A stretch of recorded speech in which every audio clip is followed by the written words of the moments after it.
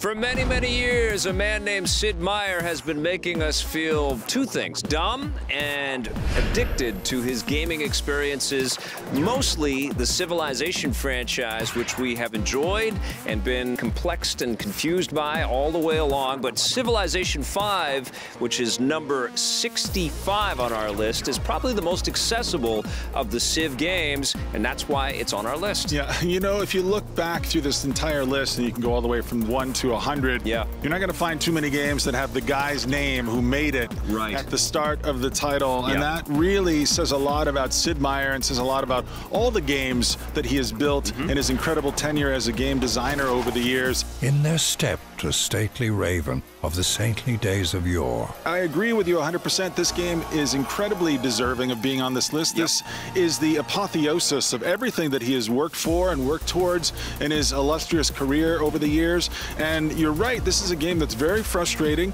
It's very cerebral. You're going to learn if you play this game, which is not something that people are used to doing. I mean, this almost straddles the line between education and entertainment and the dreaded word edutainment, which no one wants to hear. I don't think he wants to hear that either, but I think what it is with Sid Meier is that he has always tried over-delivering in terms of characters and backstory and history and significance. Absolutnie nie.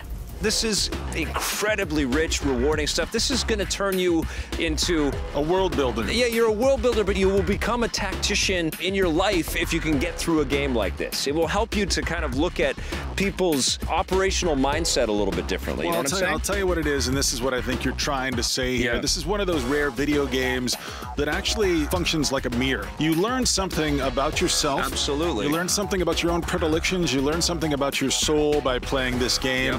Very few games can make that kind of statement. I mean, the game puts you into the shoes of some very complex people in some very complex situations, and you've got to kind of work your way through the quagmire of growing an empire, of trying to keep a population satisfied while keeping your city rich and also everybody kind of taxed pleasantly and your army fed. I mean, there's so many little details of these games that kind of drives you insane, but it's also the kind of game that you'll find yourself playing at 5 o'clock in the morning going, well, you know what? I'm actually learning, so this is good for me. Do not wait to strike till the iron is hot, but make it hot by striking.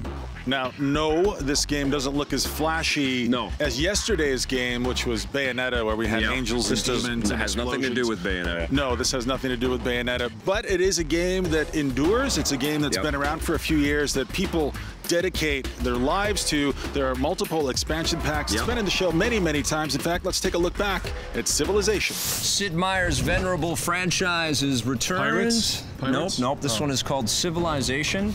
And they call this the 5th one, but I think there's been more than that over its almost 2 decades. 700. You know what? Conquering the planet is something that you can revisit a few times, I think. This is a big game, Vic. Yeah, and you're just getting a headache thinking about it, aren't you? It's really stressing me out.